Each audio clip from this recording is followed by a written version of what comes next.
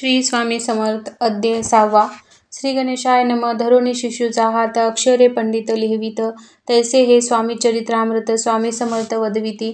मी केवळ मतिमंद केवी वर्णू चरित्र अगाध, परी माझा हा छंद स्वामी समर्थ पुरविती.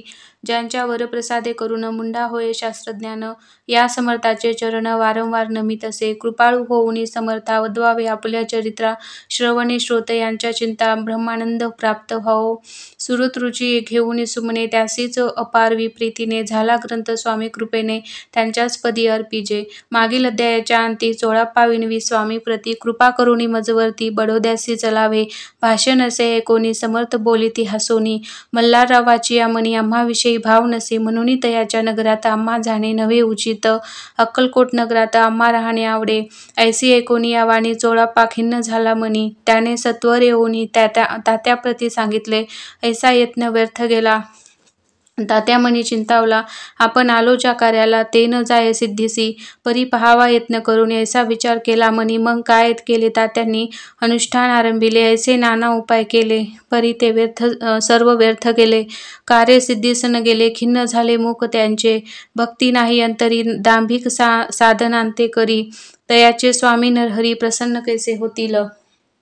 तयांनी माजविली ढोंगी आणि केली नाना सोंगे. भक्तिविन हटयोगे स्वामी कृपा न होय. मग तात्यांनी काय केले? सप्ताहासी ब्राह्मण बसविले. गुरुचरित्र आरंभिले. व्हावयासी स्वामी कृपा.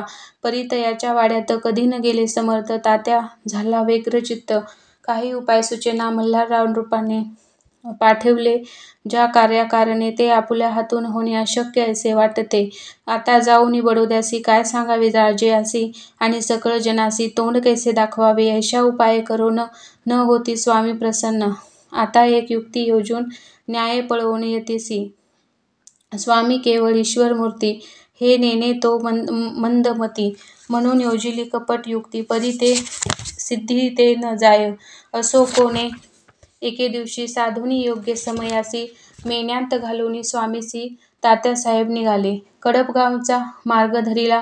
अर्धमार्गी मेना आला. अंतरसाक्षी समर्थाला गोष्ट विदित झाली. मेन्यातूनी उतरले. मागुती अक्कलकोटी आले. ऐसे बहुत वेळा घडले. हाही उपाय खुंटला. मग पुढे राजवाड्यात जाऊन या राहिले समर्थ. तेव्हा उपाय खुंटत. टेकिले हात तात्यांनी. या प्रकारे प्रयत्न केले, परी तितुके व्यर्थ गेले. व्यर्थ दिवस गमावले. द्रव्य खर्चिले व्यर्थची.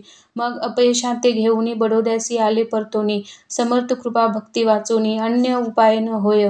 परी मल्हारराव नृपती प्रयत्न आरंभित पुढती. सर्वत्रासी विचारती, कोण जातो स्वामीकडे. तेव्हा मराठा उमराव यशवंत तयाचे नाव. नृप कार्याची धरुनी हाव आपण पुढे जाहला.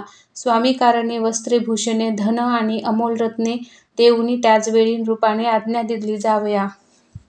तो येऊनी अक्कलकोटी घेतली समर्थाची भेटी. वस्त्रे अलंकार सुवर्ण ताटे स्वामी पुढे ठेवीत. ती पाहुनी समर्थाला तेव्हा अनिवार्य क्रोध झाला. यशवंता पाहुनी डोळा. काय तेव्हा ते बोलले, अरे बेडी आणूनी सत्वर ठोका याचे चरणी. ऐसे त्रिवार मोठ्यांनी. समर्थ क्रोधे बोलले. क्रोध मुद्रा पाहुनी यशवंतराव भ्याला मनी. पळाले तोंडचे पाणी. लटलटा कापू लागला. मग थोड्याच दिवशी आज्ञा झाली यशवंतासी, सत्वर यावे बडोद्यासी तेथील कार्यासी सोडूनी. साहेबा विष प्रयोग केला. मल्हारराववरी आळ आला.